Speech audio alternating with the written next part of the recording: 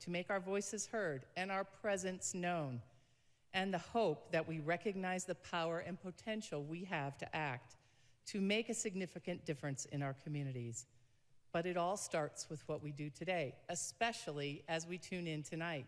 We are the future, yes, but we are also the present, and present we will be. This election may be the first involvement in the nation's political process for many students. We have emphasized how very important it is to be a part of an informed, involved citizenry. Ayanna offered this message from students here at the U to students listening from around the world. I want students worldwide to know that partaking in election processes is indispensable, as we are all citizens of humankind, and our chief role as such is to tailor the world to be more ethical than the one we grew up in.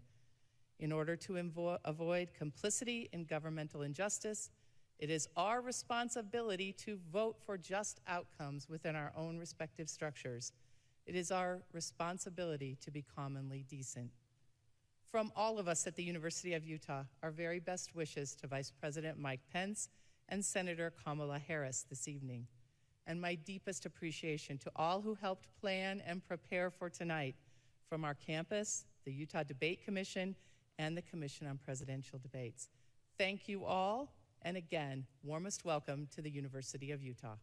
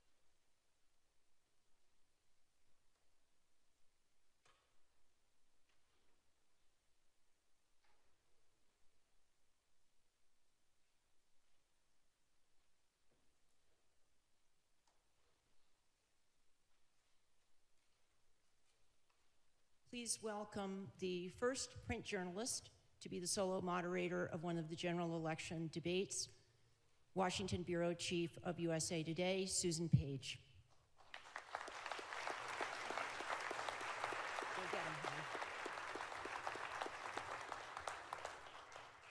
Hey, welcome. And congratulations, you have scored the most exclusive tickets in the United States. Hamilton has nothing on the Commission on Presidential Debates when it comes to exclusive tickets. I want to offer a special welcome to Vice President Pence's family, I think is there, and to Senator Kamala Harris's family on this side, and most especially to my bosses, who are seated right up there, and I'm very glad that they came and joined us. My bosses from USA Today and from Gannett. We're glad that you're here, but this debate is not about you, and it's not about me. It's about the millions of Americans who are going to be watching it. And that's why I'm going to ask you for your help. I'm going to ask you for your silence.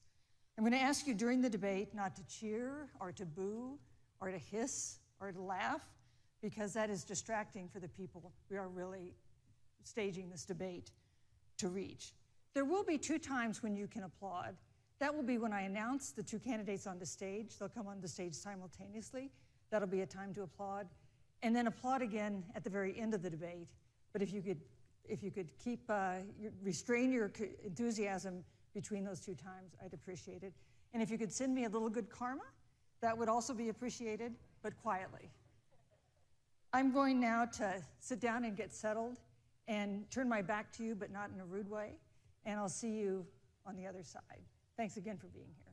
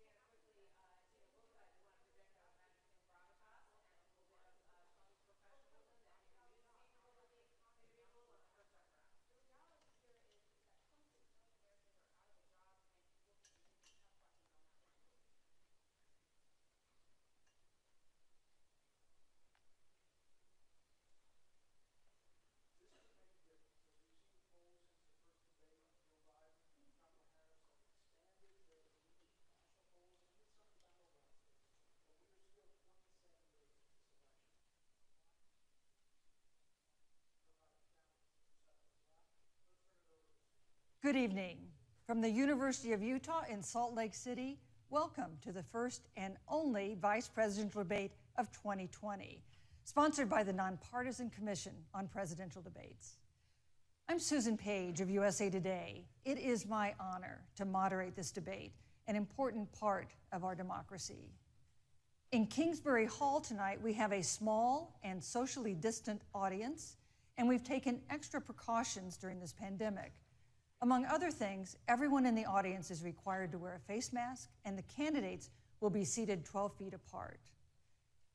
The audience is enthusiastic about their candidates, but they've agreed to express that enthusiasm only twice, at the end of the debate and now when I introduce the candidates.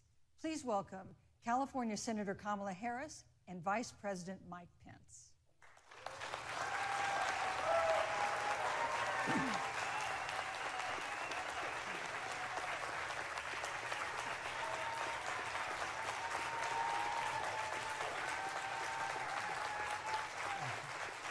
Thank you.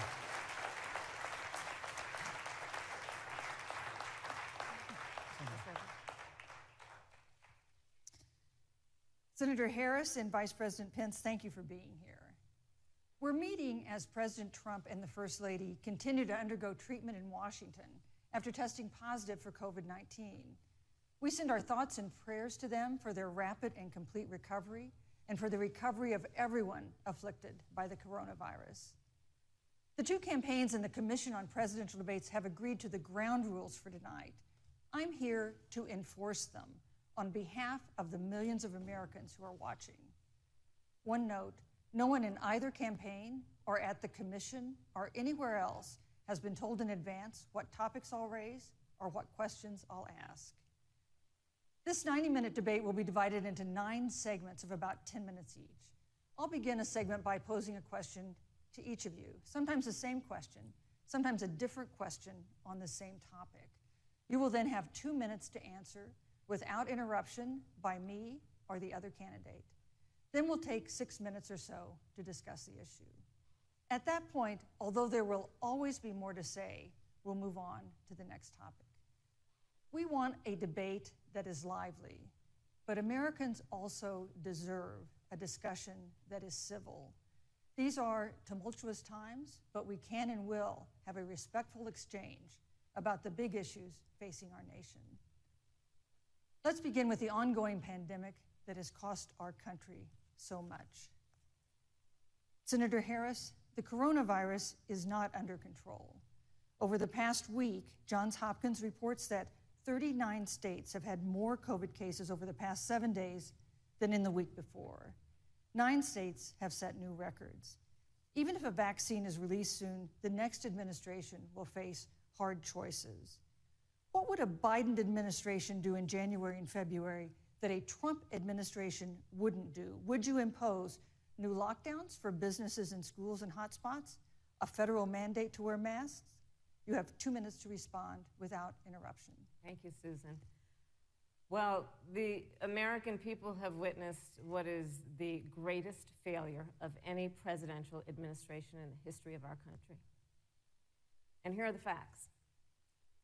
210,000 dead people in our country in just the last several months.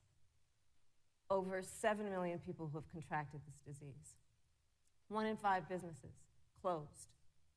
We're looking at frontline workers who have been treated like sacrificial workers. We are looking at over 30 million people who in the last several months had to file for unemployment. And here's the thing. On January 28th, the Vice President and the President were informed about the nature of this pandemic. They were informed that it's lethal in consequence, that it is airborne, that it will affect young people, and that it would be contracted because it is airborne. And they knew what was happening, and they didn't tell you. Can you imagine if you knew on January 28th, as opposed to March 13th, what they knew, what you might have done to prepare? They knew and they covered it up. The president said it was a hoax. They minimized the seriousness of it. The president said, you're on one side of his ledger if you wear a mask, you're on the other side of his ledger if you don't. And in spite of all of that, today they still don't have a plan. They still don't have a plan. Well, Joe Biden does. And our plan is about what we need to do around a national strategy for contact tracing, for testing, for administration of the vaccine, and making sure that it will be free for all. That is the plan that Joe Biden has and that I have, knowing that we have to get a hold of what has been going on, and we need to save our country. And Joe Biden is the best leader to do that, and frankly, this administration has forfeited their right to re-election based on this. Thank you, Senator Harris. Vice President Pence, more than 210,000 Americans have died of COVID-19 since February. The U.S. death toll as a percentage of our population is higher than that of almost every other wealthy nation on earth. For instance, our death rate is 2.5 times that of Canada next door. You head the administration's coronavirus task force. Why is the U.S. death toll as a percentage of our population higher than that of almost every other wealthy country? And you have 2 minutes to respond without interruption. Susan, thank you. And I want to thank the Commission and the University of Utah for hosting this event. And Senator Harris, it's a privilege to be on the stage with you. And our nation has gone through a very challenging time this year. But I want the American people to know that from the very first day, President Donald Trump has put the health of America first. Before, there were more than 5 cases in the United States, all people who had returned from China. President Donald Trump did what no other American president had ever done, and that was he suspended all travel from China, the second largest economy in the world. Now, Senator Joe Biden opposed that decision. He said it was xenophobic and hysterical. But I can tell you, having led the White House Coronavirus Task Force, that decision alone by President Trump bought us invaluable time to stand up the greatest national mobilization since World War II. And I believe it saved hundreds of thousands of American lives. Because with that time, we were able to reinvent testing. More than 115 million tests have been done to date. We were able to see to the delivery of billions of supplies so our doctors and nurses had the resources and support they needed. And we began, really, before the month of February was out, to develop a vaccine and to develop medicines and therapeutics that have been saving lives all along the way. And under President Trump's leadership, Operation Warp Speed, we believe we'll have literally tens of millions of doses of a vaccine before the end of this year. The reality is, when you look at the Biden plan, it reads an awful lot like what President Trump and I and our task force have been doing every step of the way. I mean, quite frankly, when I look at their plan that talks about advancing testing, creating new PPE, developing a vaccine, it looks a little bit like plagiarism, which is something Joe Biden knows a little bit about. And I think the American people know that this is a president who has put the health of America first, and the American people, I believe with my heart, can be proud of the sacrifices they have made. It's saved countless American lives. Senator Harris, would you like to respond? Absolutely. Whatever the vice president is claiming the administration has done, clearly it hasn't worked. When you're looking at over 210,000 dead bodies in our country, American lives that have been lost, families that are grieving that loss. And you know, the vice president is the head of the task force and knew on January 28th how serious this was. And then thanks to Bob Woodward, we learned that they knew about it. And then when that was exposed, the vice president said, when asked, well, why didn't y'all tell anybody? He said, because the president wanted people to remain calm. Well, let's get no, but Susan, this is important. Susan, I want to add, but here. Mr. Vice President, I'm speaking. I'm speaking. Yeah, you can have 15 more seconds, and then we'll give the vice president a chance to respond. So I want to ask the American people, how calm were you when you were panicked about where you're going to get your next roll of toilet paper? How calm were you when your kids were sent home from school and you didn't know when they could go back? How calm were you when your children couldn't see your parents because you were afraid they could kill them? Let's give Vice President Pence a chance to respond. Vice President Pence, you have 1 minute to respond. You know, there's not a day gone by that I haven't thought of every American family that's lost a loved one. And I want all of you to know that you'll always be in our hearts and in our prayers. But when you say what the American people have done over these last 8 months hasn't worked, that's a great disservice to the sacrifices the American people have made. I'm referring The to reality, the if I may finish, Senator, the reality is Dr. Fauci said everything that he told the president in the Oval Office, the president told the American people. Now, President Trump, I will tell you, has boundless confidence in the American people, and he always spoke with confidence that we'd get through this together. But when you say it hasn't worked, when Dr. Fauci and Dr. Birx and our medical experts came to us in the second week of March, they said if the president didn't take the unprecedented step of shutting down roughly half of the American economy, that we could lose 2.2 million Americans. Now, that's the reality. Thank you. They also Thank you, said Vice to us if we President did everything right, Susan, we could still lose more than 200,000 Americans. Vice President Now, one Pence. life lost is too Thank you. many, Susan. But the American people, I believe, deserve credit for the sacrifices that they have made, putting the health of their family and their neighbors first, our doctors, our nurses, our first Thank you, Vice responders. President Pence. And I'm going to speak up on behalf of what the American people have done. Vice President Pence, you were in the front row in a Rose Garden event 11 days ago at what seems to have been a super spreader event for senior administration and congressional officials. No social distancing, few masks, and now a cluster of coronavirus cases among those who were there. How can you expect Americans to follow the administration's safety guidelines to protect themselves from COVID when you at the White House have not been doing so? Well, the American people have demonstrated over the last 8 months that when given the facts, they're willing to put the health of their families and their neighbors and people they don't even know first.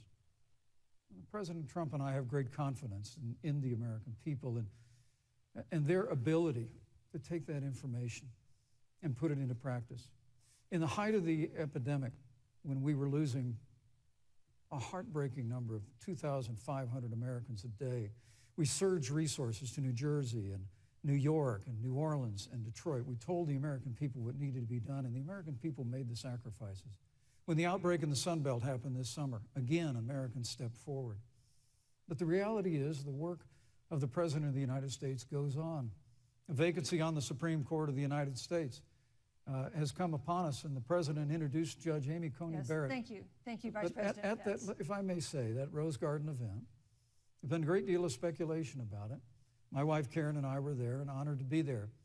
Many of the people who were at that event, Susan, actually were tested for coronavirus, and it was an outdoor event, which all of our scientists regularly and routinely advise. The difference here is President Trump and I trust the American people to make choices in the best interest of their health.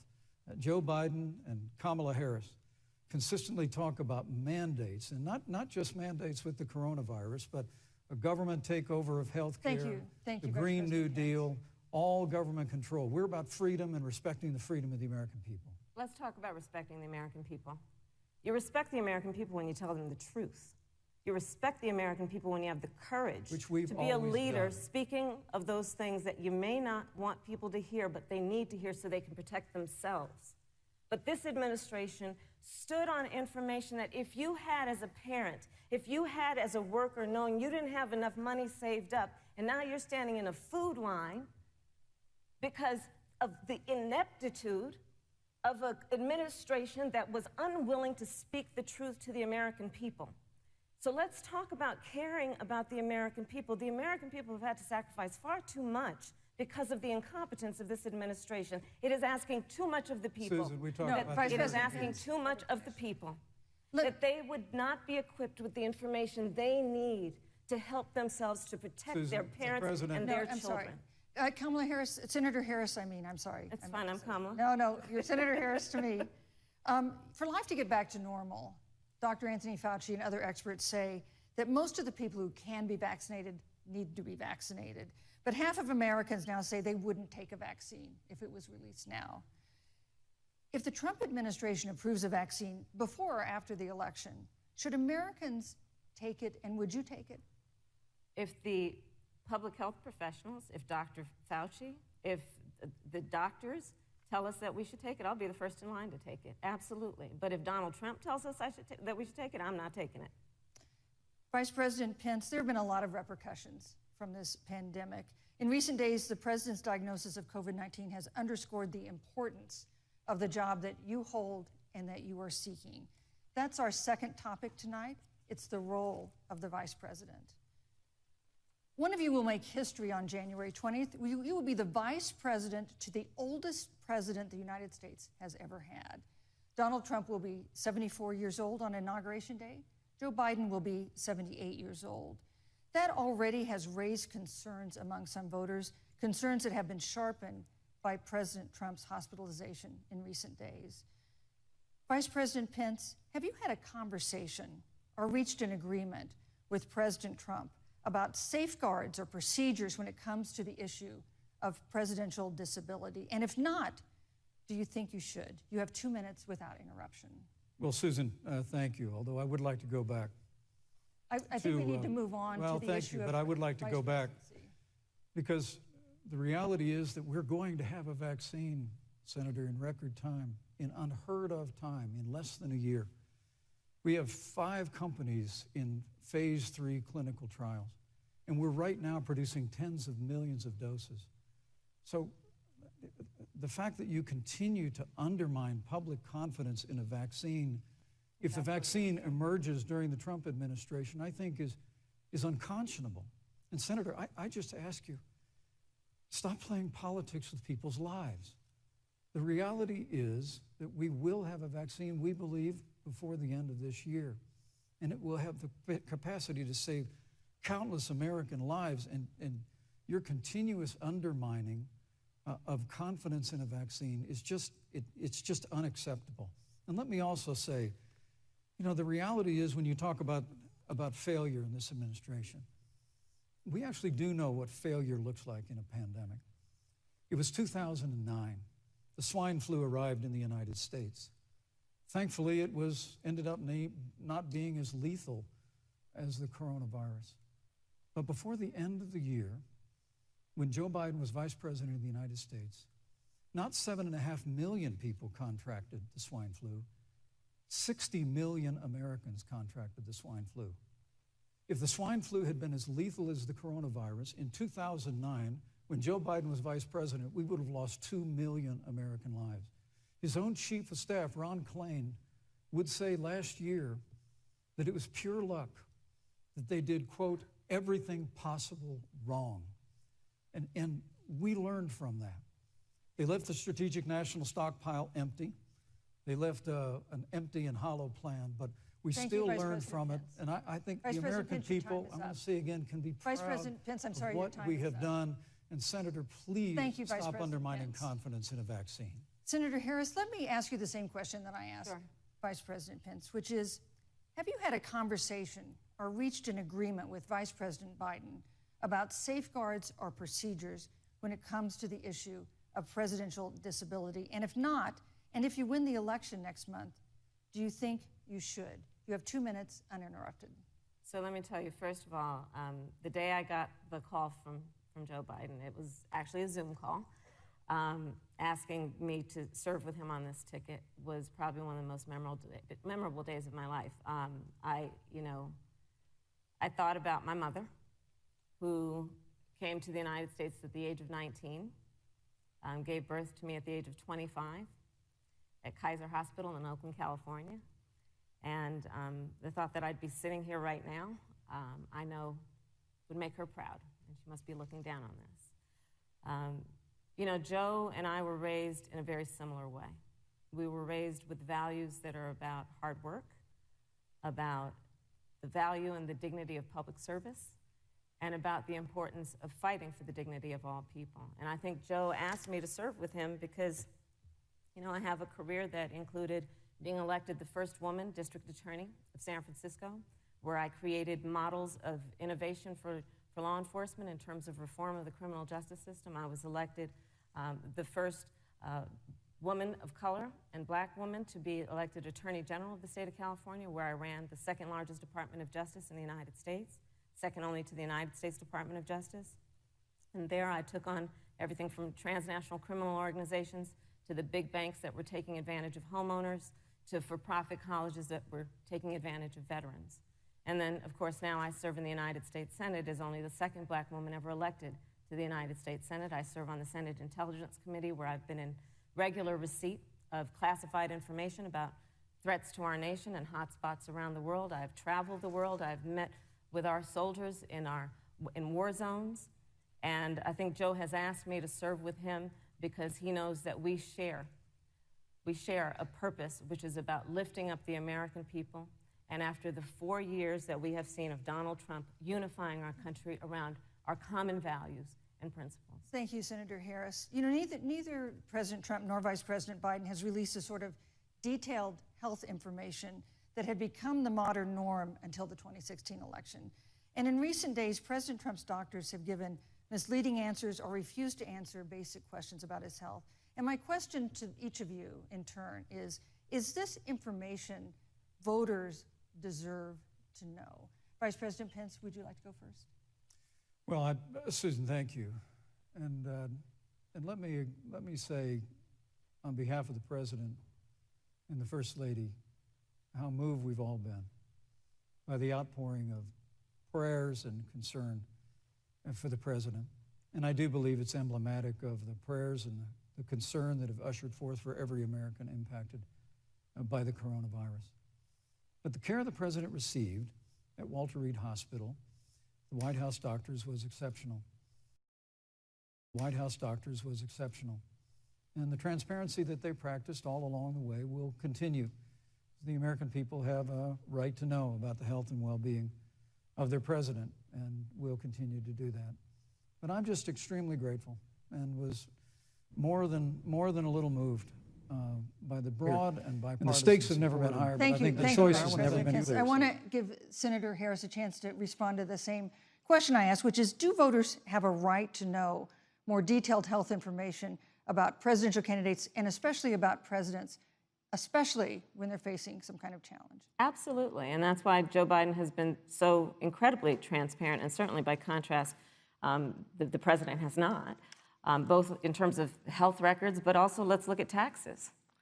We now know, because of great investigative journalism, that Donald Trump paid $750 in taxes. When I first heard about it, I literally said, "You mean $750,000? And it was like, no, $750.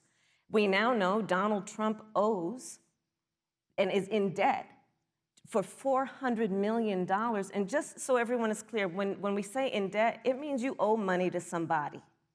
And it'd be really good to know who the President of the United States, the Commander-in-Chief, owes money to, because the American people have a right to know what is influencing the President's decisions. And is he making those decisions on the best interest of the American people, of you, or self-interest? So, Susan, I'm glad you asked about transparency, because it has to be across the board. Joe has been incredibly transparent over many, many years. The one thing we all know about Joe, he puts it all out there. He is honest, he is forthright. But Donald Trump, on the other hand, has been about covering up everything. Thank you, Senator Harris. I want to give you a chance to respond, Vice President. Well, look, I respect the fact that Joe Biden spent 47 years in public life. I respect your public service as well. Thank you. The American people have a president who's a businessman, he's a job creator, who's paid tens of millions of dollars in taxes, payroll taxes, property taxes. He's created tens of thousands of American jobs. And the president said those public reports are not accurate. And the president's also released literally stacks of financial disclosures the American people can review just as the law allows. But the distinction here is that Joe Biden, 47 years in public service, compared to President Donald Trump, who brought all of that experience 4 years ago. Thank you, Vice and President. turned this economy around by cutting taxes, rolling back regulation, unleashing American energy, fighting for free and fair trade, and all of that's on the line if Joe Biden and Kamala Harris. You know, that's a good segue into our third topic, which is about the economy. This has been another aspect of life for Americans that's been so affected by this coronavirus. We have a jobs crisis brewing. On Friday, we learned that the unemployment rate had declined to 7.9% in September, but the job growth had stalled, and that was before the latest round of layoffs and furloughs in the airline industry at Disney and elsewhere. Hundreds of thousands of discouraged workers have stopped looking for work. Nearly 11 million jobs that existed at the beginning of the year haven't been replaced. Those hardest hit include Latinos, Blacks, and women. Senator Harris, the Biden-Harris campaign has proposed new programs to boost the economy, and you would pay for that new spending by raising $4 trillion in taxes on wealthy individuals and corporations. Some economists warn that could curb entrepreneurial ventures that fuel growth and create jobs. Would raising taxes put the recovery at risk? And you have 2 minutes to answer uninterrupted. Thank you. On the issue of the economy, I think there couldn't be a more fundamental difference between Donald Trump and Joe Biden. Joe Biden believes you measure the health and the strength of America's economy based on the health and the strength of the American worker and the American family.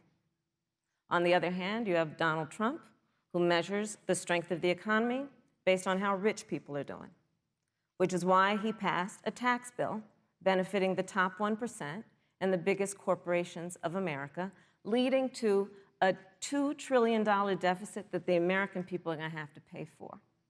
On day one, Joe Biden will repeal that tax bill. He'll get rid of it. And what he'll do with the money is invest it in the American people. And through a plan that is about investing in infrastructure, something that Donald Trump said he would do. I remember hearing about some infrastructure week. I don't think it ever happened. But Joe Biden will do that. He'll invest in infrastructure. It's about upgrading our roads and bridges, but also investing in clean energy and renewable energy. Joe is going to invest that money in what we need to do around innovation. There was a time when our country believed in science and invested in research and development so that we were an innovation leader on the globe. Joe Biden will use that money to invest in education.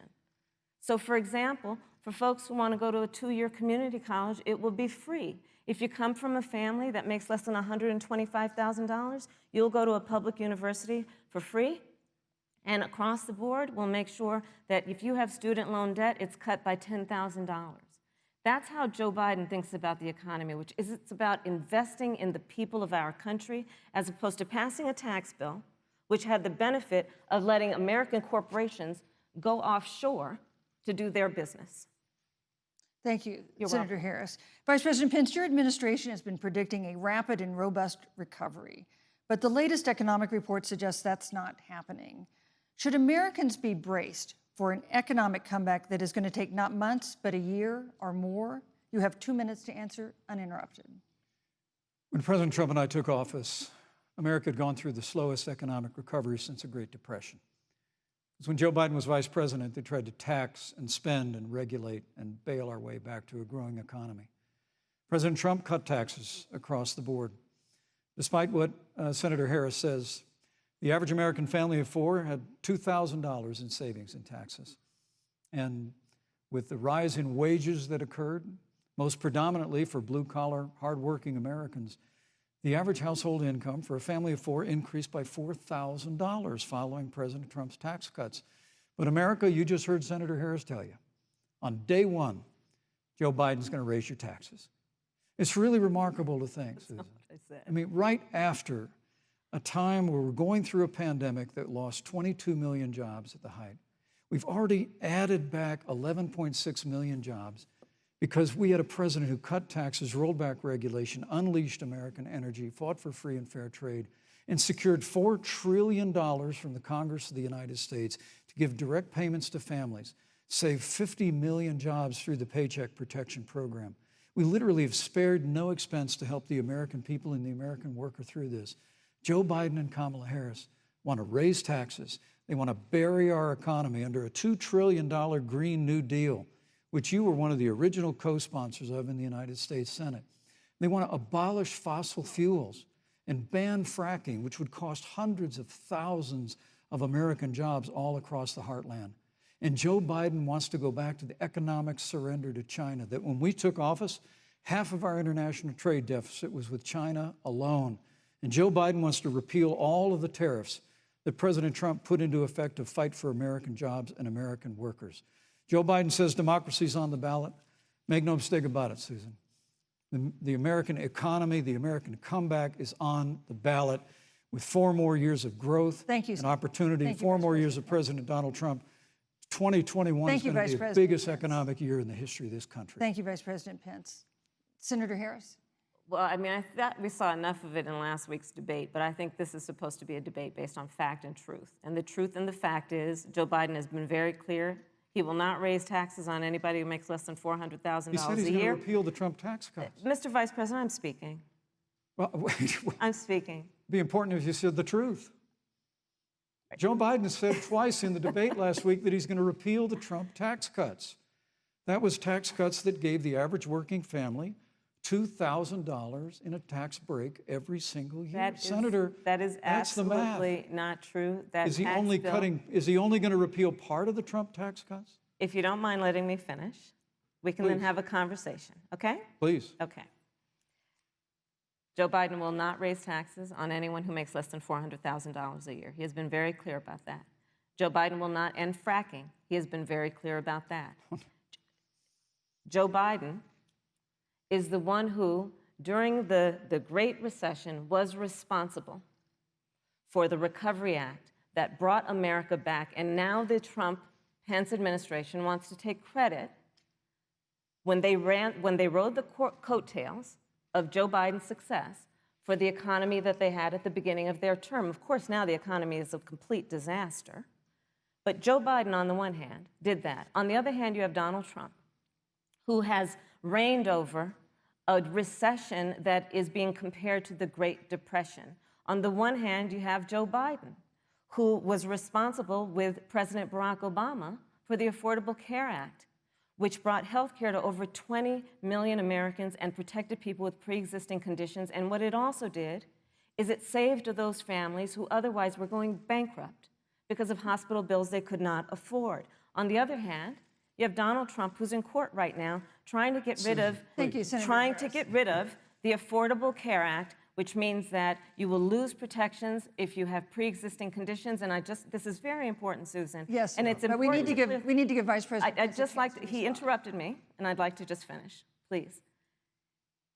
If you have a pre-existing condition, heart disease, diabetes, breast cancer, they're coming for you.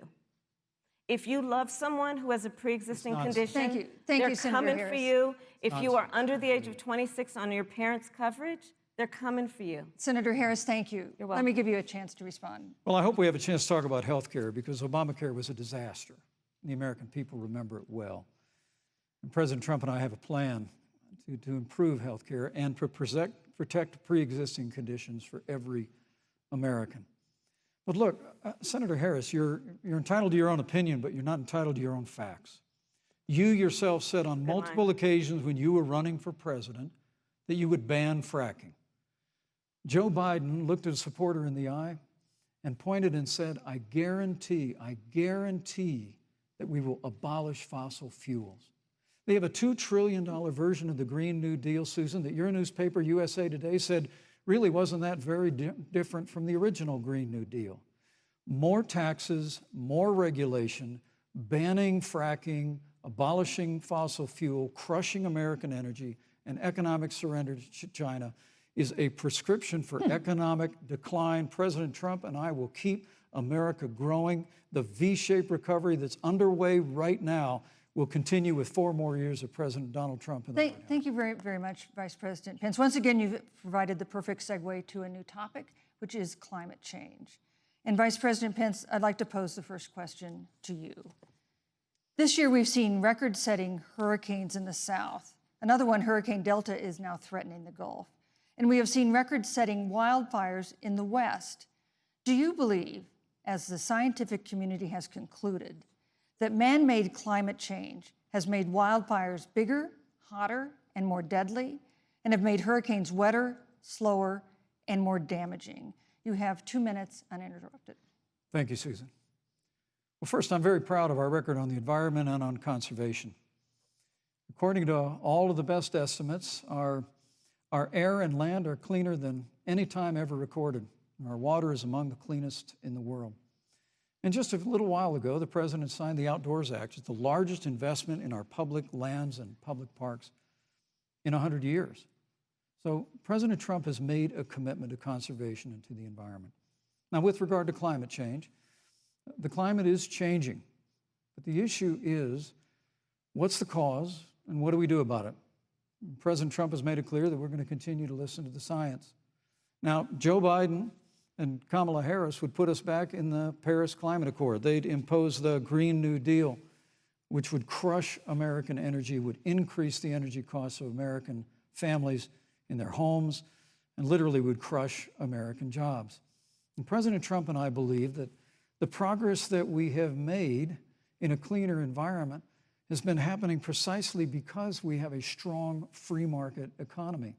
You know, what's remarkable is the United States has reduced CO2 more than the countries that are still in the Paris Climate Accord, but we've done it through innovation, and we've done it through natural gas and fracking, which, Senator, the American people can go look at the record. I know Joe Biden says otherwise now, as you do, but the both of you repeatedly committed to abolishing fossil fuel and banning fracking. And so by creating the kind of American innovation, we're actually steering toward a stronger and better environment. With regard to wildfires, President Trump and I believe that forest management has to be front and center, and even Governor Gavin Newsom from your state has agreed we've got to work on forest management. And with regard to hurricanes, the National Oceanic Administration tells us that actually, as difficult as they are, Thank you, Vice President. there are no more hurricanes today than there were 100 years ago. Thank you. But many of the climate alarmists Pence, use sorry, your time hurricanes is up. and wildfires to try and Thank sell you, their Vice bill of President goods of a Pence. Green New Deal. And President Trump and I are going to always put Thank you, American Vice jobs and President American Pence. workers first. Senator Harris, as the Vice President mentioned, you co-sponsored the Green New Deal in Congress. But Vice President Biden said in last week's debate that he does not support the Green New Deal. But if you look at the Biden-Harris campaign website, it describes the Green New Deal as a crucial framework. What exactly would be the stance of a Biden-Harris administration toward the Green New Deal? You have 2 minutes uninterrupted. Sure. So first of all, I will repeat, and the American people know, that Joe Biden will not ban fracking. That is a fact. That is a fact. I will repeat that Joe Biden has been very clear that he thinks about growing jobs, which is why he will not increase taxes for anyone who makes less than $400,000 a year. Joe Biden's economic plan, Moody's, which is a reputable Wall Street firm, has said will create 7 million more jobs than Donald Trump's. And part of those jobs that will be created by Joe Biden are going to be about clean energy and renewable energy.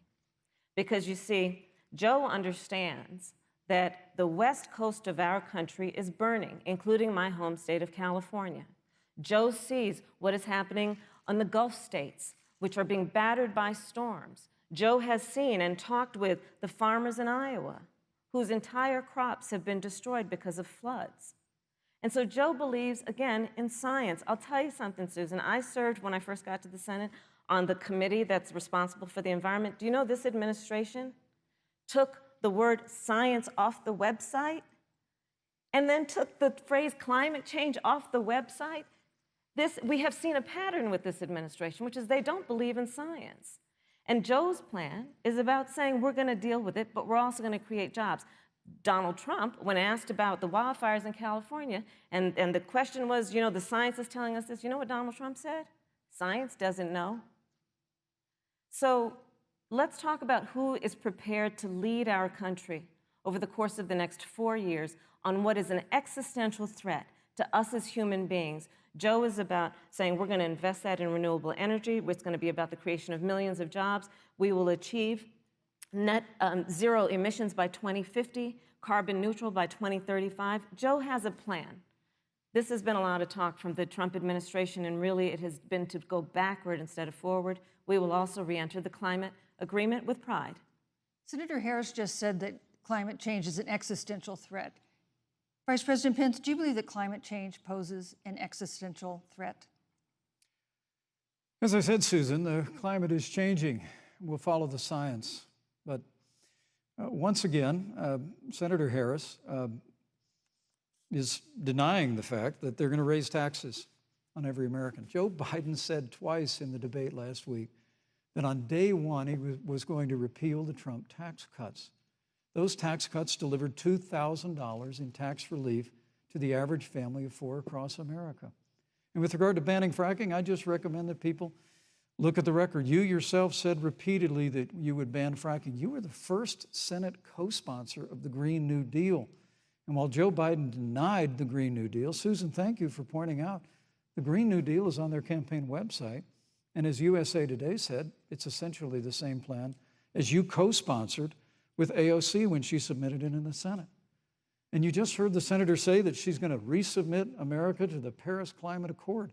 Look, the American people have always cherished our environment. We'll continue to cherish it. We've made great progress reducing CO2 emissions through American innovation and the development of natural gas through fracking. We don't need a massive $2 trillion Green New Deal that would impose all new mandates on American businesses and American families. Thank you. Joe Biden wants us to retrofit 4 million American business buildings. It makes no sense. It will cost jobs. President Trump is going to put America first. He's going to put jobs first, and we're going to take care of our environment and follow the science. Thank you, But, on the issue of jobs, Senator Harris. Let's talk about that. The vice president earlier referred to, as part of what he thinks is an accomplishment, the president's trade war with China. You lost that trade war. You lost it. What ended up happening is because of a so-called trade war with China, America lost 300,000 manufacturing jobs. Farmers have experienced bankruptcy because of it. We are in a manufacturing recession because of it. And when we look at where this administration has been, there are estimates that by the end of the term of this administration, they will have lost more jobs than almost any other presidential administration. And the American people know what I'm talking about. You know, I think about 20-year-olds. You know, we have a 20-year-old, a 20-something-year-old, who are coming out of high school and college right now, and you're wondering, is there going to be a job there for me? We're looking at people who are trying to figure out how they're going to pay rent by the end of the month. Almost half of American renters are worried about whether they're going to be able to pay rent by the end of the month. This is where the economy is in America right now, and it is because of the catastrophe and the failure of leadership of this administration. Thank you, Senator Harris.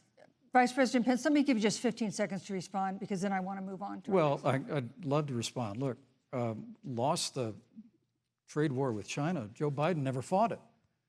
Joe Biden has been a cheerleader for communist China over the last several decades.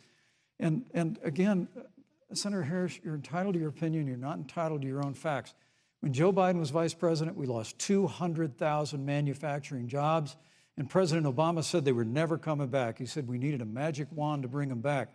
In our first 3 years after we cut taxes, rolled back regulation, unleashed American energy, this administration saw 500,000 manufacturing jobs created. And that's exactly the kind of growth we're going to continue to see as we bring our nation through this pandemic. But a Green New Deal, your massive new mandates, your Paris Climate Accord, it's going to kill jobs this time, just like it killed jobs. I just need to respond very briefly, 15 seconds, and then we'll move on. Thank you. Joe Biden is responsible for saving America's auto industry, and you voted against it. So let's set the record straight. Thank you. I'd like to talk about China. We have, as our next topic, we have no more complicated or consequential foreign relationship than the one with China. It is a huge market for American agricultural goods. It's a potential partner in dealing with climate change in North Korea. And in a video tonight, President Trump again blamed it for the coronavirus, saying China will pay. Vice President Pence, how would you describe our fundamental relationship with China? Competitors, adversaries, enemies? You have 2 minutes. Thank you, Susan. Well, before I leave that, let me speak to voting records if I can. You know, everybody knows that NAFTA cost literally thousands of American factories to close. We saw automotive jobs go south of the border. President Trump fought to renegotiate NAFTA. And the United States-Mexico-Canada agreement is now the law of the land. American people deserve to know Senator Kamala Harris was one of only 10 members of the Senate to vote against the USMCA. It was a huge win for American auto workers. It was a huge win for American farmers, especially dairy in the upper Midwest. But Senator, you said it didn't go far enough on climate change, that you put your radical environmental agenda ahead of American auto workers and ahead of American jobs. I think the American people deserve to know that. It's probably why Newsweek magazine said that Kamala Harris was the most liberal member of the United States Senate in 2019, more liberal than Bernie Sanders, more liberal than any of the others in the United States Senate. So now, with regard to China, look, Susan, first and foremost, China is to blame for the coronavirus. And President Trump is not happy about it. He's made that very clear, made it clear again today. China and the World Health Organization did not play straight with the American people. They did not let our personnel into China to get information on the coronavirus until the middle of February. Fortunately, President Trump, in dealing with China from the outset of this administration, standing up to China that had been taking advantage of America for decades in the wake of Joe Biden's cheerleading for China, President Trump made that decision before the end of January to suspend all travel from China. And again, the American people deserve to know Joe Biden opposed President Trump's decision to suspend all travel from China. He said it was hysterical. He said it was Thank you, Vice xenophobic. President Pence. But President Trump has Vice stood President Pence, up your to time is China. up. We're going to continue to stand strong. Thank you, Vice President Pence. We want to improve the relationship, but we're going to level the playing field, and we're going to hold Vice President China Pence. accountable for what they did to America with the coronavirus. Thank you. Senator Harris, let me ask you the same question that I asked the Vice President. How would you describe our fundamental relationship with China? Are we competitors, adversaries, enemies? You'll have 2 minutes uninterrupted. Susan, the Trump administration's perspective and approach to China has resulted in the loss of American lives, American jobs, and America's standing. There's a weird obsession that President Trump has had with getting rid of whatever accomplishment was achieved by President Obama and Vice President Biden. For example, they created within the White House an office that basically was responsible for monitoring pandemics. They got rid of it. Not true. There was a team of disease experts that President Obama and Vice President Biden dispatched to China to monitor what is now predictable and what might happen. They pulled them out. We now are looking at 210,000 Americans who have lost their lives. Let's look at the job situation. We mentioned before the trade deal, the trade war, they wanted to call it, with China. It resulted in the loss of over 300 manufacturing jobs and a manufacturing recession, and the American consumer paying thousands of dollars more for goods because of that failed war that they called it. Then let's talk about standing. Pew, a reputable research firm, has done an analysis that shows that leaders of all of our formerly allied countries have now decided that they hold in greater esteem and respect Xi Jinping, the head of the Chinese Communist Party, than they do Donald Trump, the President of the United States, the Commander-in-Chief of the United States. This is where we are today because of a failure of leadership by this administration. Senator Harris, we've seen changes in the role of the United States in terms of global leadership over the past 4 years. And of course, times do change. What's your definition? We've seen strains with China, of course, as the Vice President mentioned. We've seen strains with our traditional allies in NATO and elsewhere. What is your definition of the role of American leadership in 2020? So, you know, Joe is, I love talking with Joe about a lot of these issues. And, you know, Joe, I think he said it quite well. He says, you know, foreign policy, it might sound complicated, but really it's relationships. So just think about it as relationships. And so we know this in our personal and professional relationships. You got to keep your word to your friends. You got to be loyal to your friends. People who've stood with you, got to stand with them. You got to know who your adversaries are and keep them in check. But what we have seen with Donald Trump is that he has betrayed our friends and embraced dictators around the world. Let's take, for example, Russia. So, I serve on the Intelligence Committee of the United States Senate. America's intelligence community told us Russia interfered in the election of the President of the United States in 2016 and is playing in 2020. Christopher Wray, the director of the FBI, said the same. But Donald Trump, the commander-in-chief of the United States of America, prefers to take the word of Vladimir Putin over the word of the American intelligence community. You look at our friends at NATO. He has walked away from agreements. You can look at the Iran nuclear deal, which now has put us in a position where we are less safe because they are building up what might end up being a significant nuclear arsenal. We were in that deal, guys. We were in the Iran nuclear deal with friends, with allies around the country. And because of Donald Trump's unilateral approach to foreign policy, coupled with his isolationism, he pulled us out and has made America less safe. So, Susan, it's about relationships. And the thing that has always been part of the strength of our nation, in addition to our great military, has been that we keep our word. But Donald Trump doesn't understand that because he doesn't understand what it means to be honest. Thank you, Senator Harris. Vice President Pence, let me give you a chance to respond. Well, thank you. Well, President Trump kept his word when we moved the American embassy to Jerusalem, the capital of the state of Israel. When Joe Biden was vice president, they promised to do that, and they never did. We've stood strong with our allies, but we've been demanding. NATO is now contributing more to our common defense than ever before, thanks to President Trump's leadership.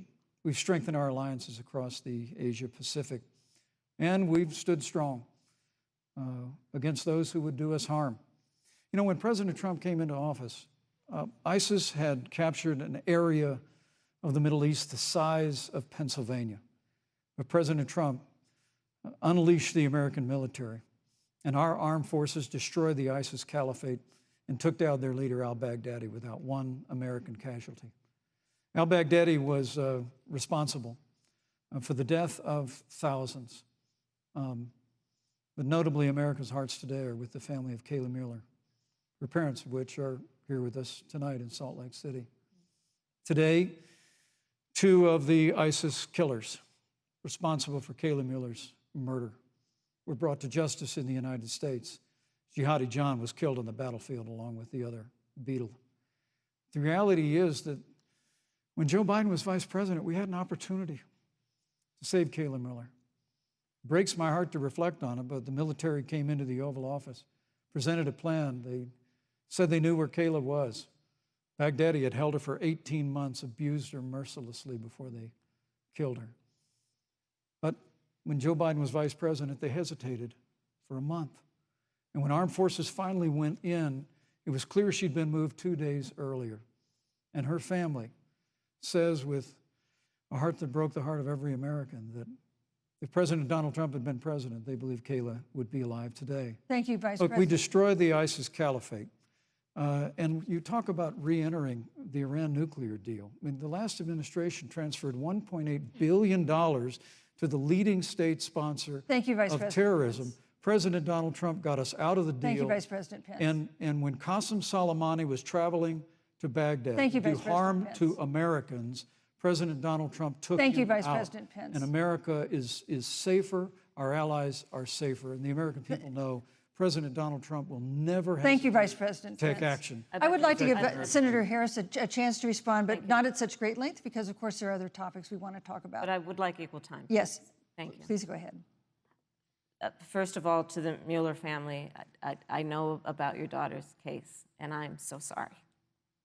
I'm so sorry. What happened to her is awful, and it should have never happened. And I know Joe feels the same way. And I know that President Obama feels the same way. But you mentioned Soleimani. Let's start there. So after the strike on Soleimani, there was a counter strike on our troops in Iraq. And they suffered serious brain injuries. And do you know what Donald Trump dismissed them as? headaches.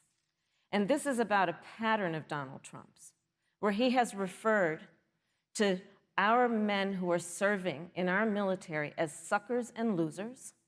Donald Trump, who went to Arlington Cemetery and stood above the graves of our fallen heroes and said, what's in it for them? Because, of course, he only thinks about what's in it for him. Let's take what he said about John McCain, a great American hero. And Donald Trump says he doesn't deserve to be called a hero because he was a prisoner of war. And this is very important when you want to talk about who is the current commander-in-chief and what they care about and what they don't care about. Public reporting that Russia had bounties on the heads of American soldiers. And you know what a bounty is? It's somebody puts a price on your head and they will pay it if you are killed. And Donald Trump had talked at least 6 times to Vladimir Putin and never brought up the subject.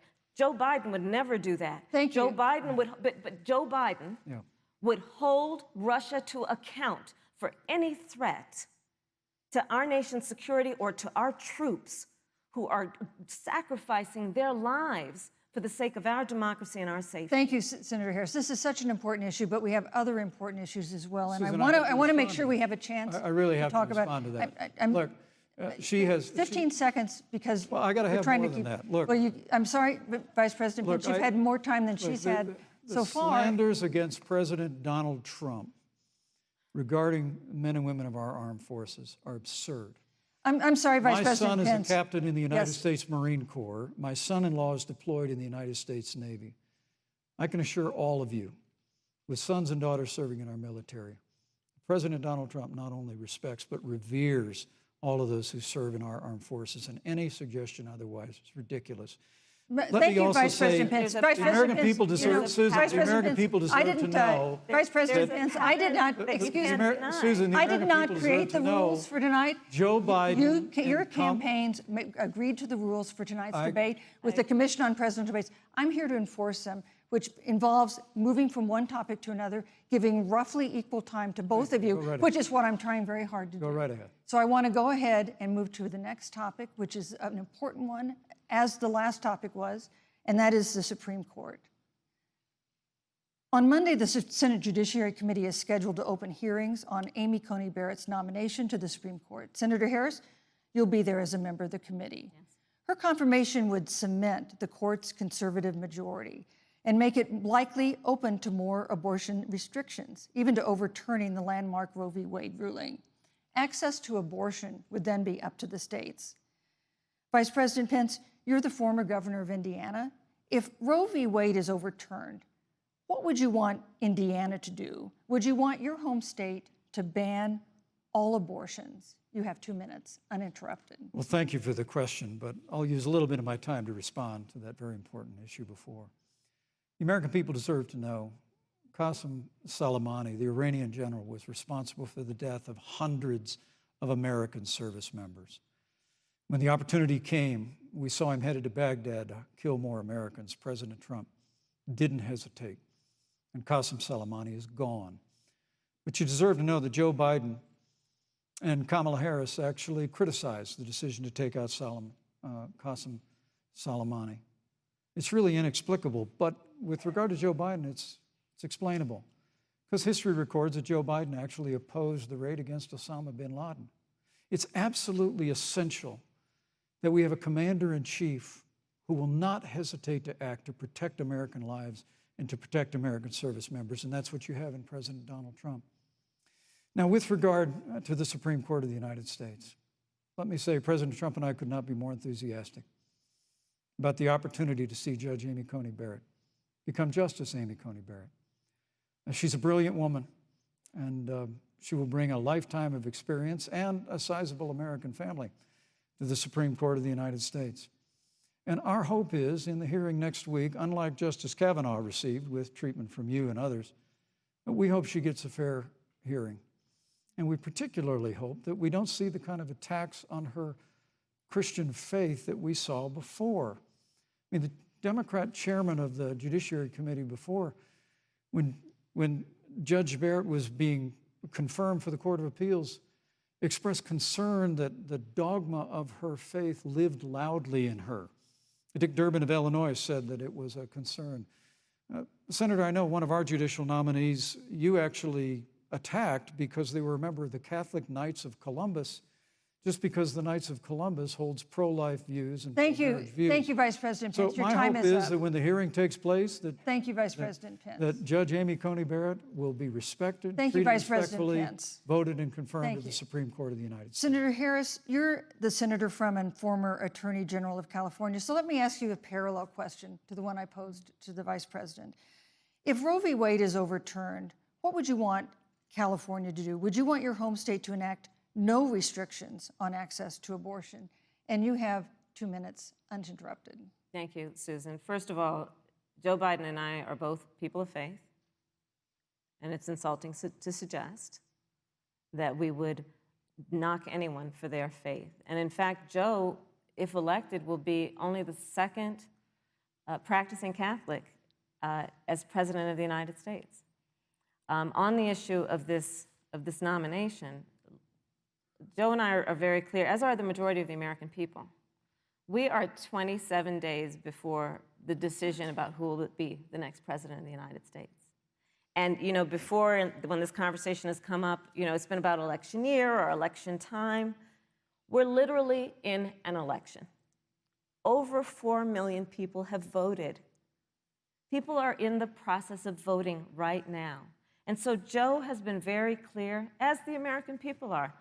Let the American people fill that seat in the White House, and then we'll fill that seat on the United States Supreme Court. And to your point, Susan, the issues before us couldn't be more serious. There's the issue of choice, and I will always fight for a woman's right to make a decision about her own body. It should be her decision and not that of Donald Trump and the Vice President, Michael Pence. But let's also look at what else is before the court. It's the Affordable Care Act. Like, literally in the midst of a public health pandemic, when over 210,000 people have died and 7 million people probably have what will be in the future considered a pre-existing condition because you contracted the virus. Donald Trump is in court right now trying to get rid of the Affordable Care Act. And I said it before, and it bears repeating. This means that there will be no more protections, if they win, for people with pre-existing conditions. Yeah. This means that over 20 million people will lose your coverage. It means that if you're under the age of 26, you can't stay on your parents' coverage anymore. And here's the thing. The contrast couldn't be more clear. They're trying to get rid of the Affordable Care Act. Joe Biden is saying, let's expand coverage. Let's give you a choice of a public option or private coverage. Let's bring down premiums. Thank you, Senator Let's Harris. lower Medicare eligibility to 60. Thank you, Senator That's true Harris. leadership. You know, you mentioned earlier, Vice President Pence, that the president was committed to maintaining protections for people with pre-existing conditions. But you do have this court case that you are supporting, your administration supporting, that would strike down the Affordable Care Act. The president says, President Trump says that he's going to protect people with pre-existing conditions, but he has not explained how he would do that. And that was one of the toughest nuts to crack when they were passing the Affordable Care Act. So tell us specifically, how would your administration protect Americans with pre-existing conditions to have access to affordable insurance if the Affordable Care Act is struck down? Well, thank you, Susan. But let me just say, addressing your very first question, I couldn't be more proud to serve as vice president to a president who stands without apology for the sanctity of human life. I'm pro-life. I don't apologize for it. And this is another one of those cases where there's such a dramatic contrast. Joe Biden and Kamala Harris support taxpayer funding of abortion all the way up to the moment of birth. Late-term abortion. They want to increase funding to Planned Parenthood of America. Now, for our part, I would never presume how Judge Amy Coney Barrett would rule on the Supreme Court of the United States, but we'll continue to stand strong for the right to life. When you speak about the Supreme Court, though, I think the American people really deserve an answer, Senator Harris.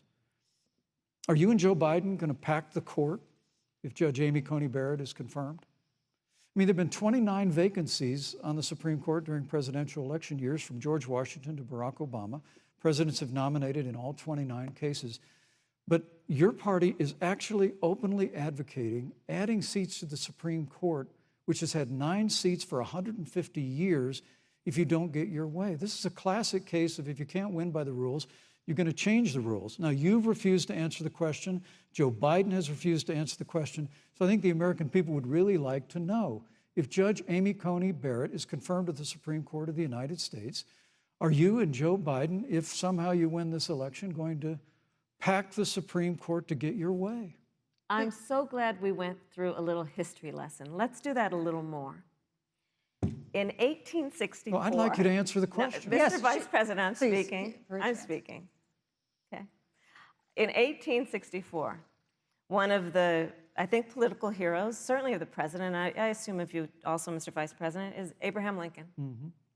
Abraham Lincoln was up for re-election, and it was 27 days before the election, and a seat became open on the United States Supreme Court. Abraham Lincoln's party was in charge not only of the White House, but the Senate. But Honest Abe said it's not the right thing to do. The American people deserve to make the decision about who will be the next president of the United States, and then that person can select who will serve for a lifetime on the highest court of our land. And so Joe and I are very clear. The American people are voting right now, and it should be their decision about who will serve on this most important body for a lifetime. Thank you, And Senator the American Harris. people, Susan, are voting right now. They'd like to know if you and Joe Biden are going to pack the Supreme Court if you don't get your way in this nomination. Let's talk about packing. You once Come again on. gave a non-answer. Joe Biden gave a non-answer. Trying to answer you The now. American people deserve a straight answer. And if you haven't figured it out yet, the straight answer is they are going to pack the Supreme Court if they somehow win this election. Men and Mr. women, Vice President, I got to I tell you, think people across this country, if you cherish our Supreme Court, if you cherish the separation of powers, you need to reject the Biden-Harris ticket. Come November the 3rd, re-elect President Donald Trump, and we'll stand by that separation of powers in a 9-seat Supreme Court. Yeah, let's talk about packing the court then. Let's talk about the Please. fact. Yeah, I'm about to.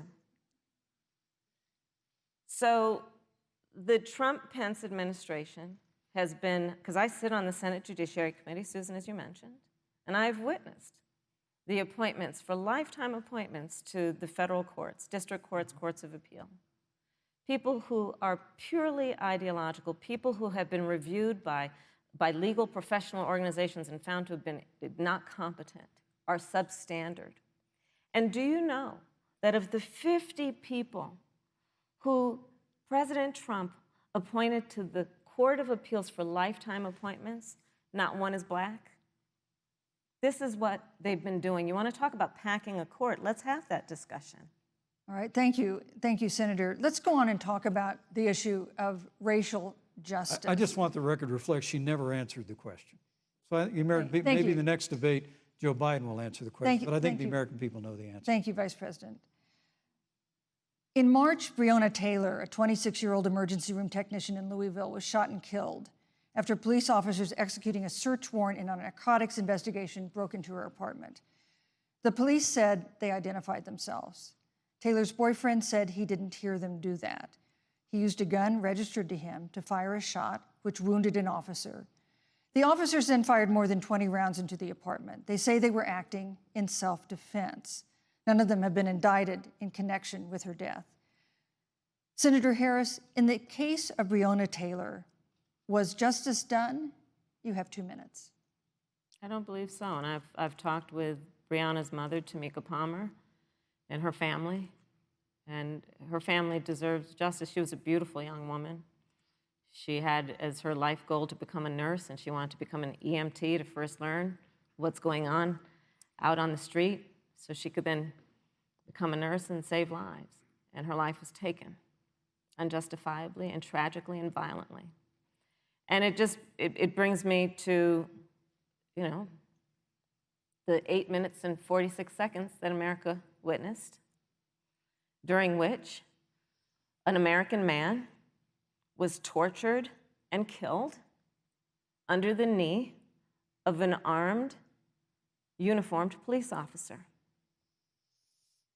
And people around our country of every race, of every age, of every gender, perfect strangers to each other, marched shoulder to shoulder, arm in arm, fighting for us to finally achieve that ideal of equal justice under law. And I was a part of those peaceful protests. And I believe strongly that, first of all, we are never going to condone violence, but we always must fight for the values that we hold dear, including the fight to achieve our ideals. And that's why Joe Biden and I have said on this subject, look, and I'm a former career prosecutor. I know what I'm talking about. Bad cops are bad for good cops. We need reform of our policing in America and our criminal justice system, which is why Joe and I will immediately ban chokeholds and carotid holds. George Floyd would be alive today if we did that. We will require a national registry for police officers who break the law. We will, on the issue of criminal justice reform, get rid of private prisons and cash bail, and we will decriminalize marijuana, and we will expunge the records of those who have been convicted of marijuana. This is the time for leadership on a tragic issue of unarmed Black people in America who have been killed. Senator Harris. Vice President Pence, let me pose the same question to you. In the case of Breonna Taylor, was justice done? You have 2 minutes, uninterrupted. Well, our heart breaks for the loss of any innocent American life. And the family of Breonna Taylor has our sympathies. But I trust our justice system, a grand jury that refused the evidence. And it really is remarkable that as a former prosecutor, you would assume that an impaneled grand jury looking at all the evidence got it wrong. But you're entitled to your opinion, Senator. I think, look, and with regard to George Floyd, there's no excuse for what happened to George Floyd. And justice will be served. But there's also no excuse for the rioting and looting that followed. I mean, it really is astonishing. Flora Westbrook is with us here tonight in Salt Lake City. Just a few weeks ago, I stood at what used to be her salon. It was burned to the ground by rioters and looters. And Flora is still trying to put her life back together. And I must tell you, this presumption that you hear consistently from Joe Biden and Kamala Harris, that America is systemically racist, and that, as Joe Biden said, that he believes that law enforcement has an implicit bias against minorities, is a great insult to the men and women who serve in law enforcement. And I want everyone to know who puts on the uniform of law enforcement every day that President Trump and I stand with you. And it is remarkable that when Senator Tim Scott tried to pass a police reform bill, brought together a group of Republicans and Democrats, Senator Harris, you got up and walked out of the room. And then you filibustered Senator Tim Scott's bill on the Senate floor that would have provided new accountability, new resources. Look, we don't have to choose between supporting law enforcement, improving public safety, and supporting our African-American neighbors and all of our minorities. Under President Trump's leadership, we'll always stand with law enforcement, and we'll do what we've done from day one, and that is improve the lives of African Americans. Thank you, Vice President Pence. Record unemployment, record investments in education, and we'll fight for school choice for all of our minorities. Thank you, Vice President. I'd like to respond. Senator Harris. I will not sit here and be lectured by the Vice President on what it means to enforce the laws of our country. I am the only one on this stage who has personally prosecuted everything from child sexual assault to homicide. I'm the only one on this stage who has prosecuted the big banks for taking advantage of America's homeowners. I'm the only one on this stage who prosecuted for-profit colleges for taking advantage of our veterans. And the reality of this is that we are talking about an election in 27 days, where last week the President of the United States took a debate stage in front of 70 million Americans and refused to condemn white supremacists. Not true. And Not true. it wasn't like he didn't have a chance. He didn't do it, and then he doubled down. And then he said, when pressed, stand back, stand by. And this is a part of a pattern of Donald Trump's. He called Mexicans rapists and criminals. He instituted as his first act a Muslim ban. On the issue of Charlottesville, where people were peacefully protesting the need for racial justice, where a young woman was killed, and on the other side there were neo-Nazis carrying tiki torches, shouting racial epithets, anti-Semitic slurs. And Donald Trump, when asked about it, said there were fine people on both sides. This is who we have as the President of the United States. And America, you deserve better. Joe Biden will be a president who brings our country together. Senator Harris, and recognizes the beauty in our diversity and the fact that we Senator all Harris, have so much more in common than what separates us. Vice President Pence, let me give you a minute to respond. Thank you, Susan. I appreciate that very much. You know, I think this is one of the things that makes people dislike the media so much in this country, Susan, is that you selectively edit, just like Senator Harris did, comments that President Trump and I and others on our side of the aisle make. I mean, Senator Harris conveniently omitted, after the president made comments about people on either side of the debate over monuments, he condemned the KKK, neo-Nazis, and white supremacists, and has done so repeatedly. You're concerned that he doesn't condemn neo-Nazis. President Trump has Jewish grandchildren. His daughter and son-in-law are Jewish. This is a president who respects and cherishes all of the American people. But you talk about having personally prosecuted. I'm glad you brought up your record, Senator. Thank you. I really need to make this point. When you were DA in San Francisco, when you left office, African Americans were 19 times more likely to be prosecuted for minor drug offenses than whites and Hispanics. When you were Attorney General of California, you increased the disproportionate incarceration of blacks in California. You did nothing on criminal justice reform in California. You didn't lift a finger to pass the First Step Act on Capitol Hill. I mean, the reality is your record speaks for itself. President Trump and I have fought for criminal justice reform. Thank you, Vice President We've fought Pence. for educational choice and opportunities for African Americans, all of our Thank you, minorities. sir. And we'll do it for 4 more Thank years. you. You know, there is no more important issue than the final issue that we're going to talk about tonight, and that is the issue of the election itself. Susan, he attacked my record. I would like an opportunity to respond. Let me give you 30 seconds because we're running out of time. I appreciate that.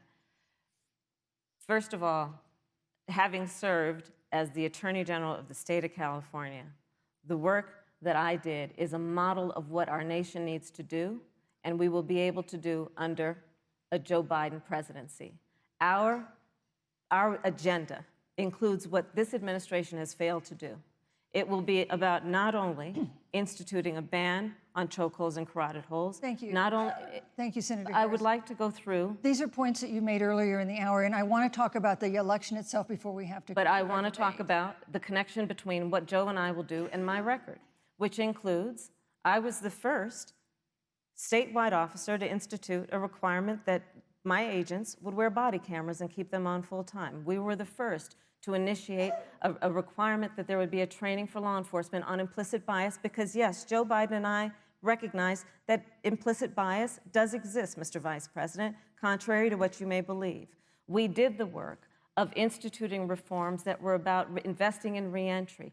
This is the work that we have done and the work we will do going forward. And again, I will not be lectured by the Vice President on our record of what we have done in terms of law enforcement and keeping our communities safe and a commitment to reforming the criminal justice system of America. Thank you, Senator Harris. And I'd like to pose I'd like you to respond first to the question on our final topic, the election itself. President Trump has several times refused to commit himself to a peaceful transfer of power after the election. If your ticket wins and President Trump refuses to accept a peaceful transfer of power, what steps would you and Vice President Biden then take? What would happen next? You have 2 minutes.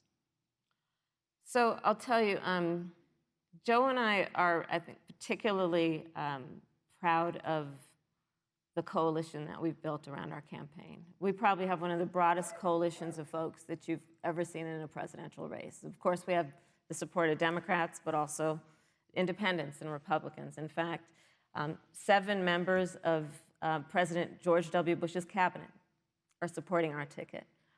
We have the support of Colin Powell, Cindy McCain, John Kasich, over 500 generals, retired generals, and former national security experts and advisors are supporting our campaign. And I believe they are doing that because they know that Joe Biden has a deep, deep-seated commitment to fight for our democracy and to fight for the integrity of our democracy and to bring integrity back to the White House. And so we believe in the American people. We believe in our democracy. And here's what I'd like to say to everybody. Vote. Please vote. Vote early. Come up with a plan to vote. Go to iwillvote.com. You can also go to joebiden.com. We have it within our power in these next 27 days to make the decision about what will be the course of our country for the next 4 years. And it is within our power, and if we use our vote and we use our voice, we will win.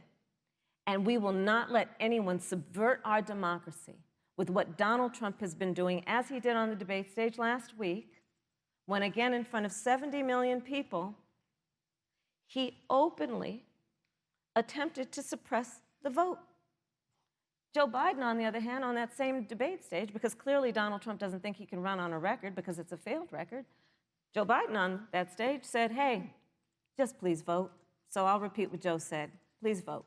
Thank you, Senator. Vice President Pence, President Trump has several times refused to commit himself to a peaceful transfer of power after the election. If Vice President Biden is declared the winner and President Trump refuses to accept a peaceful transfer of power, what would be your role and responsibility as Vice President? What would you personally do? You have 2 minutes. Well, Susan, first and foremost, I think we're going to win this election. Because while Joe Biden and Kamala Harris rattle off a long litany of the establishment in Washington, D.C., an establishment that Joe Biden's been a part of for 47 years, President Donald Trump has launched a movement of everyday Americans from every walk of life. And I have every confidence that those same Americans that delivered that historic victory in 2016, they see this president's record where we rebuild our military, we revived our economy through tax cuts and rolling back regulation, fighting for fair trade, unleashing American energy. We appointed conservatives to our federal courts at every level. And we stood with the men and women of law enforcement every single day. And I think that movement of Americans has only grown stronger in the last 4 years. But when you talk about accepting the outcome of the election, I must tell you, Senator, your party has spent the last 3.5 years trying to overturn the results of the last election. It's amazing. When Joe Biden was vice president of the United States, the FBI actually spied on President Trump and my campaign. I mean, there were documents released this week that the CIA actually made a referral to the FBI documenting that those allegations were coming from the Hillary Clinton campaign. And of course, we've all seen the avalanche, what you put the country through for the better part of 3 years until it was found that there was no obstruction, no collusion, case closed. And then, Senator Harris, you and your colleagues in the Congress tried to impeach the President of the United States over a phone call. And now Hillary Clinton has actually said to Joe Biden that in her words, under no circumstances should he concede the election. So let me just say, I think we're going to win this election. President Trump and I are fighting every day in courthouses to prevent Joe Biden and Kamala Harris from changing the rules and creating this universal mail-in voting that will create a massive opportunity for voter fraud. And we have a free and fair election. We know we're going to have confidence in it. And I believe in all my heart that President Donald Trump's going to be reelected for 4 more years. You know, I've written all the questions that I've asked tonight, but for the final question of the debate, I'd like to read a question that someone else wrote. The Utah Debate Commission asked students in the state to write essays about what they would like to ask you. And I want to close tonight's debate with the question posed by Brecklin Brown. She's an 8th grader at Springville Junior High in Springville, Utah. And here's what she wrote, quote, "When I watch the news, all I see is arguing between Democrats and Republicans. When I watch the news, all I see is citizen fighting against citizen. When I watch the news, all I see are two candidates from opposing parties trying to tear each other down. If our leaders can't get along, how are the citizens supposed to get along?" And then she added, "Your examples could make all the difference to bring us together," end quote. So to each of you in turn, I'd like you to take 1 minute and respond to Brecklin. Vice President Pence, you have 1 minute. Brecklin, it's a wonderful question. And let me just commend you for taking an interest in public life. I started following the news when I was very young. And in America, we believe in a free and open exchange of debate. And we celebrate that. And it's how we've created literally the freest and most prosperous nation in the history of the world. But I would tell you that don't assume that what you're seeing on your local news networks is synonymous with the American people. You know, I look at the relationship between Justice Ruth Bader Ginsburg, the late justice who we just lost from the Supreme Court, and the late Justice Antonin Scalia. They were on polar opposites on the Supreme Court of the United States, one very liberal, one very conservative. But what's been learned since her passing was the two of them and their families were the very closest of friends. I mean, here in America, we can disagree. We can debate vigorously, as Senator Harris and I have on this stage tonight. But when the debate is over, we come together as Americans. And that's what people do in big cities and small towns all across this country. So I just want to encourage you, Brecklin. I want to tell you that we're going to work every day to have government as good as our people. And the American people each and every day love a good debate. We love a good argument. But we always come together and are always there for one another. Thank you, in times of need. And we've especially learned that through the difficulties of this year. Senator Harris, what would you say to Brecklin? First of all, I love hearing from our young leaders. And when I hear her words, when I hear your words, Brecklin, I know our future is bright because it is that perspective on who we are and who we should be that is a sign of leadership and is something we should all aspire to be. And that, you know, that brings me to Joe. Joe Biden, one of the reasons that Joe decided to run for president is after Charlottesville, which we talked about earlier. It so troubled him and upset him like it did all of us, that there was that kind of hate and division. What propelled Joe to run for president was to see that over the course of the last 4 years, what Brecklin described has been happening. Joe has a long-standing reputation of working across the aisle and working in a bipartisan way. And that's what he's going to do as president. Joe Biden has a history of lifting people up and fighting for their dignity. I mean, you have to know Joe's story to know that Joe has known pain, he has known suffering, and he has known love. And so, Brecklin, when you think about the future, I do believe the future is bright.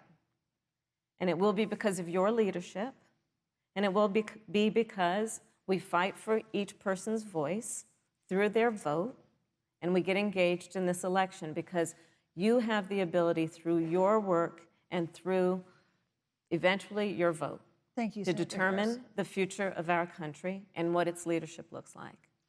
Thank you, Senator Harris. Thank you, Vice President Pence. Thank you so much for being with us tonight. We want to thank also the University of Utah for its hospitality, and most of all, our thanks to all the Americans who watched this debate tonight. Again, our best wishes for a quick recovery to President Trump, the First Lady, and everyone who is battling COVID-19. The second presidential debate is next week on October 15th, a town hall style debate in Miami. We hope you'll join us then. Good evening.